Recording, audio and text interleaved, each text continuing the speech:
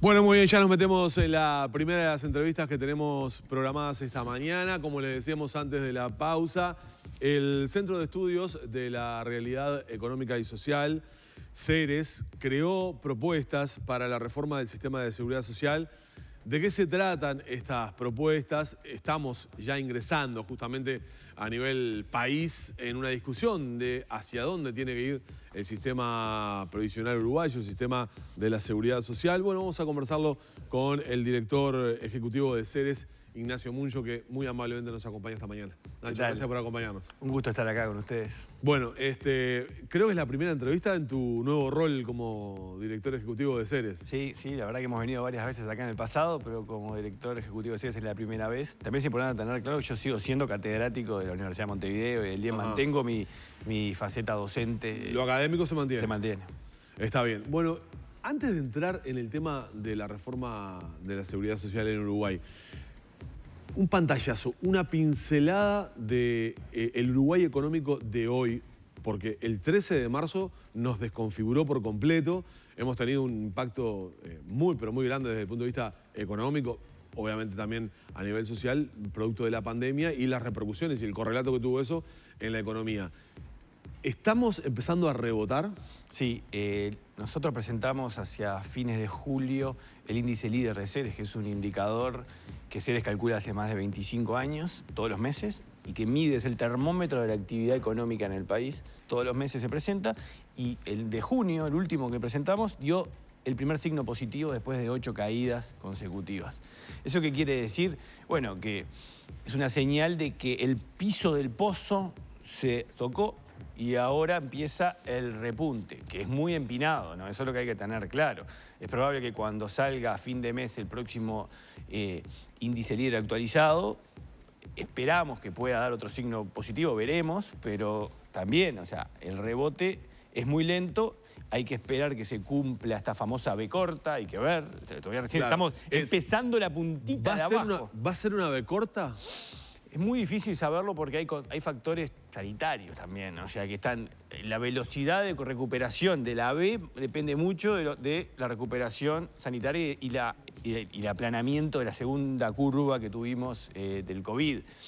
Ahora, una cosa que hay que tener claro que es muy importante, o sea que se cumpla la B corta quiere decir que la economía vuelve a los niveles de marzo, el 13 de marzo, cuando irrumpió el coronavirus en el Uruguay, y ya estaba en recesión el país ahí. La recesión en el Uruguay económica empezó en septiembre del año pasado. O sea, ya estábamos en recesión técnica. Sí, estábamos cayendo la actividad económica del país. Desde septiembre hasta marzo eran caídas de la actividad económica que venía estancada, y esto también hay que tenerlo presente, desde diciembre del 2014. La economía en Uruguay hace 5 años que no crecía, estaba prácticamente planchada.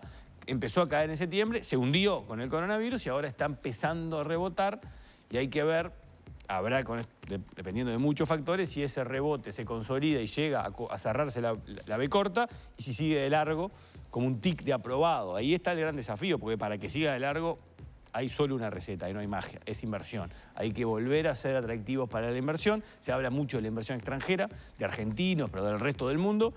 También necesitamos inversión local, pero para que haya inversión se necesita rentabilidad y productividad, y eso es el gran desafío que tenemos por delante. ¿Y vamos a volver a hacer lo mismo? Por ejemplo, cuando esa B corta se cumpla y empecemos con ese tic positivo, ¿vamos a ser aquel país, por ejemplo, del último trimestre de 2019? Es decir, con los mismos niveles de actividad, con los mismos niveles de empleo, por ejemplo. El empleo es una palabra fundamental. Ese es un tema crítico. ¿Se recuperarán los puestos de trabajo perdidos? Ese es un tema crítico y muy delicado. Yo creo que estamos ante una crisis de empleo.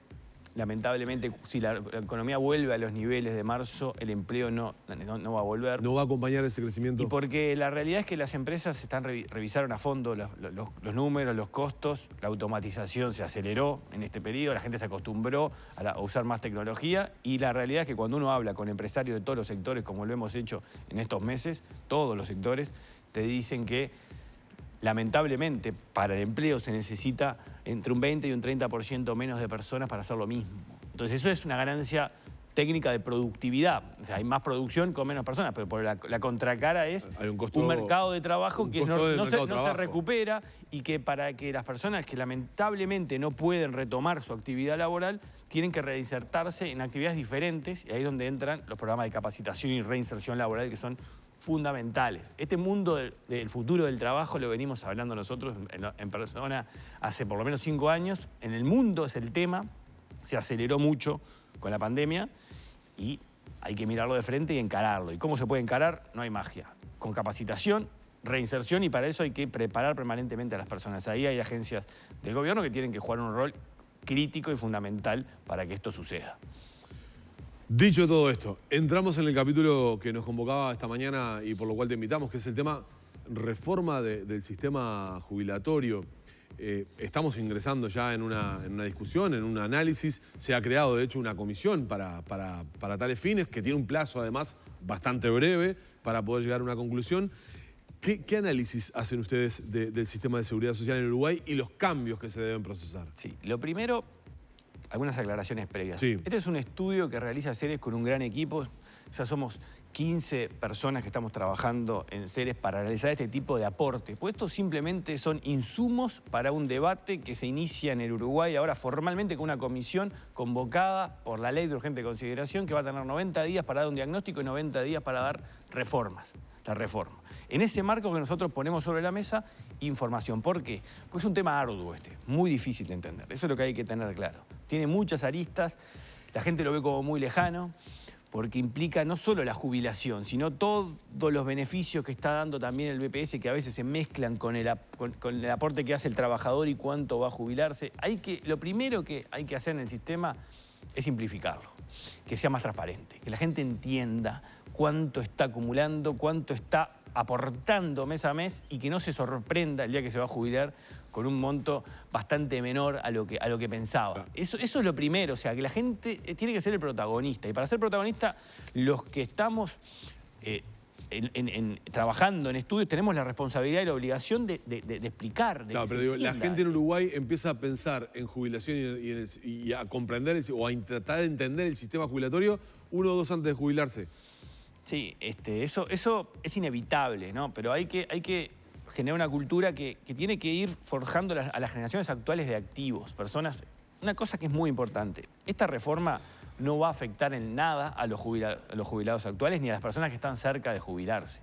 No se puede hacer una reforma jubilatoria afectando derechos adquiridos y con gente que ya no tiene tiempo para cambiar su comportamiento porque está a punto de jubilarse. Los jubilados ya están, no se va a tocar. Los que están cerca tampoco. ¿A quién va a afectar esta reforma? A nosotros, gente que es activa y todavía tiene un poco de tiempo para readaptar su comportamiento ante el nuevo sistema. Lo primero, quedan años todavía. Lo primero es transparentar el sistema. Hacerlo entendible. Hacerlo entendible y también hacer entendible la reforma, para quién es que está afectando. No va a tocar a los jubilados que han aportado durante toda su vida en un régimen y tienen que respetarse lo que han acumulado. Entonces, ese es el primer punto. El segundo, hay que tener claro cuál es el puntapié inicial de esto, que el sistema tal cual lo tenemos no es sostenible en el tiempo. O sea, ¿por qué? Porque el país ha procesado desde la última reforma, que fue en el año 96, cambios profundos de que las personas que son pasivas, los jubilados, viven cada vez más, 5 años más viven. En 25 años aumentó. Sí, de la estimación del 96 a la fecha. A 5 años la esperanza de vida aumentó. Viven 5 años más. Una persona que tiene 65 años de edad tiene una esperanza promedio de vida hasta los 85. O sea, tiene 20 años de vida promedio un uruguayo que llega a los 65 años de edad. ¿Eso qué implica? Y bueno, que los que están aportando tienen que poner mucho más porque las personas viven más y siguen cobrando su jubilación. Y los que aportan al mismo tiempo son cada vez menos. Porque el mercado de trabajo se ha hecho mucho más dinámico. Ya las personas no tienen, como antes, un trabajo que duraba toda su vida en el mismo lugar y aportaban regularmente a la misma caja o al BPS. Eso cambió, ahora es mucho más rápido, dinámico, se trabaja a veces con el exterior, a veces se trabaja una plataforma digital. Y eso se profundizará en los próximos años, se profundizó ahora y seguirá esa tendencia. Por lo tanto, de los dos lados, es muy simple. Los que aportan cada vez menos y los que reciben como jubilación viven cada vez más y cobran más. El sistema no aguanta. ¿Hay una estimación hasta cuánto puede estar el sistema con este régimen si no se cambia? No hay una estimación exacta de, bueno, llegamos a tal año, esto estalla, no es así. Lo que hay claro es que estamos gastando por año 6.000 millones de dólares, 12,5 puntos del PBI en gasto en seguridad social, y eso se financia solo la mitad con aportes que hacen los trabajadores a la seguridad social. La otra mitad, ¿cómo se paga? Con rentas generales, con impuestos afectados como parte del IVA, para que se pueda financiar y se puedan pagar todos los meses las jubilaciones. Es así de simple, si no, no alcanza. La mitad es el déficit financiero que tiene el sistema jubilatorio previsional en el país. Por lo tanto, y aparte, como decíamos hoy, esto no es una reforma que va a entrar en vigencia mañana y no va a afectar las jubilaciones mañana. Por lo tanto, la urgencia viene en que hay que hacerlo hoy para que esto sea un efecto en 15 o 20 años. Eso quería preguntar. ¿Cuándo, una vez que se procesen los cambios y que los cambios efectivamente sean positivos, ¿cuándo se va a empezar a notar o a ver en eso que decir, por ejemplo, el aporte que hace Rentas Generales hoy? ¿Cuándo va a tener un impacto positivo sobre los números del país? Fíjense que todas las personas se están jubilando ahora y que van a tener por lo menos 20 años de jubilado, eso no se va a afectar. Por lo tanto, eso tenemos por lo menos 20, 25 años más que los jubilados que están a punto de jubilarse ahora o se van a jubilar en los próximos años no van a ser afectados por la reforma y van a seguir cobrando su jubilación, y por lo tanto las rentas generales, el presupuesto público va a tener que hacerse cargo de eso con toda la responsabilidad del caso. Por lo tanto, es algo muy de largo plazo, y por eso es importante hacerlo ya, porque cuanto más se espera, más aumenta el déficit que hay que ir pagando a lo largo de todos estos años que se vienen por delante, ¿no? Preguntas bien concretas. ¿Hay que extender la edad, digamos, la posibilidad de que los trabajadores estén trabajando más años? Sí, creo que... Porque además plantea inequidades, ¿no? Si sos trabajador del sector público, podés tener una proyección. Si sos trabajador del sector privado, tenés todas las puertas cerradas para eventuales emprendimientos futuros. Exacto. Acá lo que hay que es integrar el sistema. ¿Para qué? Para que no haya equidades, para que todo el mundo tenga las reglas claras. Y no importa en dónde trabajó, si una persona trabajó en determinado sector, puede jubilarse en ese sector y trabajar en otros, pero en cambio si trabajó en otro sector de una industria o en comercio, no lo puede hacer. Las viejas cajas de industria y comercio. Por eso, entonces, es injusto en algún sentido que porque trabajó en determinado sector pueda seguir trabajando después que se jubiló en una determinada caja o en otra, y una persona que no lo hizo en esa caja no lo puede hacer. Acá lo que hay que converger en la reforma es a una edad jubilatoria mayor, pero tal vez voluntaria, que la gente pueda seguir trabajando y parcialmente jubilarse. Tiene que la reforma incluir la posibilidad formal y legal de que las personas tengan una jubilación parcial en cualquiera de los sistemas y sigan complementando el retiro con trabajo a lo largo del tiempo que crean que es necesario y que se sientan con ganas. Porque en el fondo no hay que obligar a la persona a jubilarse cuando tiene ganas de seguir trabajando. Eso es lo primero, ¿no? O sea, hay que generar las condiciones para que la gente elija si quiere seguir y que pueda compensar sus ingresos si necesita seguir trabajando y hacerlo de forma correcta y formal, ¿no? Tema aportes.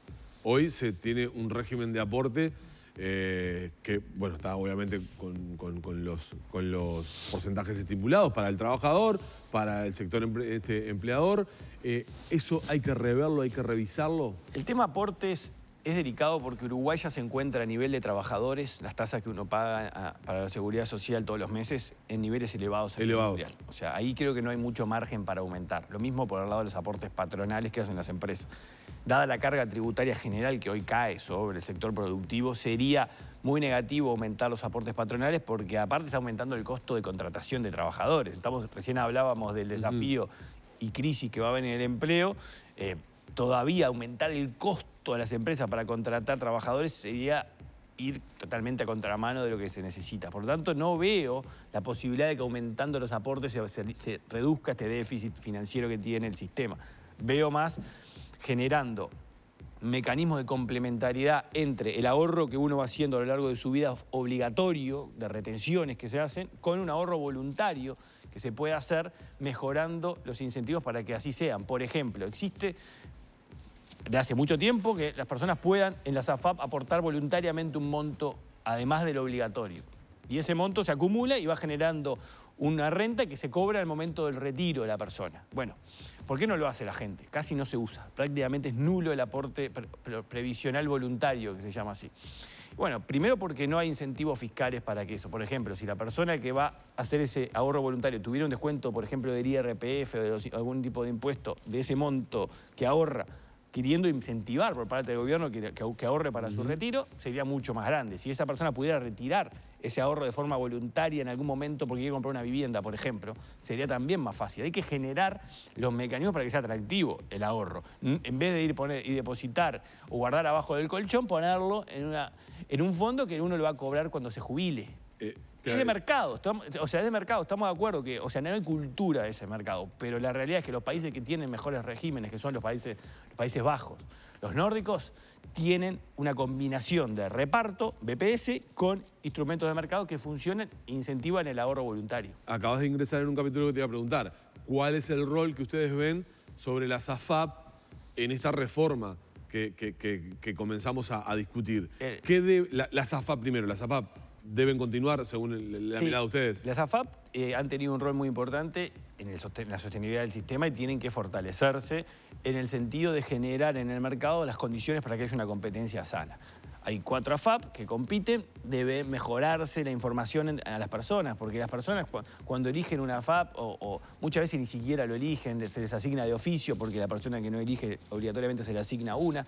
La gente no entiende nada cuando le llega el estado de cuenta, es inentendible, es chino antiguo, para cualquier persona normal no lo puede entender. Entonces ahí es clave también que se dé una información más transparente y clara, porque en el fondo la persona solo se va a involucrar si lo entiende. Hoy es imposible entenderlo, esa es la verdad, imposible para cualquier persona. ¿Tendría que haber más AFAP?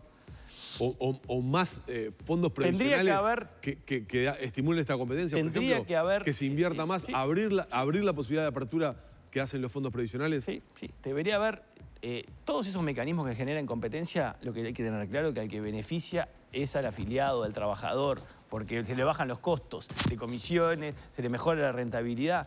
No es magia, si hay competencia, obviamente compiten entre sí distintos jugadores y el que te termina beneficiando somos los trabajadores.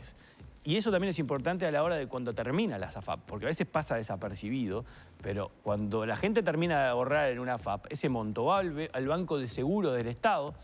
Cuando la persona se jubila, se termina la relación con la AFAP, tengámoslo claro, ¿no? La persona ahorra mientras trabaja con la AFAP. Claro. El día que se jubila, la AFAP le entrega el monto que acumuló una persona al Banco de Seguro del Estado, y el Banco de Seguro del Estado es el que le paga la jubilación a la persona que ahorró en la AFAP. Ahí también hay un problema, porque esa entrega es toda al Banco de Seguros. No hay aseguradoras privadas que estén en ese mercado. Y no porque esté bloqueado de forma normativa. Es que no han visto atractivo el negocio. Porque no ven atractivo el negocio. ¿Por qué no lo ven atractivo el negocio? Bueno, porque no hay instrumentos financieros como para colocar esa plata. Porque recuerden que cuando se le entrega todo lo que acumuló una persona, vos acumulaste 100 durante los aportes que hiciste. Esos 100 lo agarra el Banco de Seguros y ¿qué hace? Bueno, voy a comprar un instrumento financiero para colocar estos 100 y que yo te pueda pagar todos los meses un monto hasta que te mueras. O sea, por lo largo de toda tu vida, desde que te jubilaste hasta el fin, el Banco de Seguros o el que entre en ese mercado te tiene que comprometer a pagarlo por más que viva 150 años, 100 años, lo que sea, ¿no? Entonces ahí es donde aparece el riesgo del negocio, del que se mete en ese negocio. No ha sido atractivo hasta el momento. ¿Y cómo? Claro, para alguien que no sea el Banco de Seguros, pero en otros países del mundo lo es y es muy competitivo. Por lo tanto. ¿Y cómo hacerlo? ¿Cómo volverlo atractivo? Porque si fuera atractivo, seguramente no solamente el Banco de Seguros estaría arriba de la mesa pagando o tomando ese dinero para administrarlo. Por supuesto, si fuera atractivo ya estarían, hoy no lo es. Hay que generar las condiciones para que lo sea, con instrumentos que se desarrollen, bonos específicos para ese mercado. Hoy no existen en Uruguay, y aparte que no existan en Uruguay, es malo porque ¿qué se termina haciendo? Forzando a colocar ese dinero tal vez en el exterior.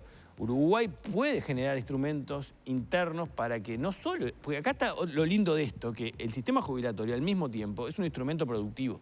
Si se los coloca de forma correcta, este monto que ahorra la gente, en inversiones locales que están bien estructuradas y bien armadas, también genera actividad económica presente. No es que guardamos la plata en una caja fuerte y se abre el día que se jubila. Esa plata se usa. ¿En qué? En proyectos de inversión, de mediano y largo plazo, en infraestructura, en lo que sea. Cuanto más se desarrolle este vínculo entre el ahorro que hacen las personas durante su vida activa y que van a cobrar después, pero mientras tanto se pueda generar inversión productiva asociada a ese financiamiento, se mejora el desarrollo del país. Ese es el círculo, yo diría, virtuoso en el que hay que progresar. Hay algunas bases, estamos ante una oportunidad única. Estamos a discutir a partir de los próximos días, cuando se constituya la comisión de expertos. ¿No es poco el tiempo para discutir 90 esto? días. Hay 90 días para el diagnóstico, Sí. que es bastante claro el diagnóstico, ¿no? Desde el año 2017 el Frente Amplio en la rendición de cuentas presentó un diagnóstico claro del déficit, está hablando de que es necesaria una reforma. Todo el gobierno actual, los 5 partidos, tienen establecido en sus programas la necesidad. Hay un consenso inédito de todos los partidos que son conscientes de que esto no se puede patear más para adelante. 90 días a mí me parece razonable Está para el bien el diagnóstico, plazo. porque hay 90 más, son 180 días 90 más para proponer. para proponer, pero bueno, 90 días para decir lo que ya sabemos que pasa, y que es esto que acabamos de decir, porque no va a aparecer Bien. ni un sapo abajo de una piedra, no es esto lo que hay. Me parece más que suficiente 90 días para analizar estos números.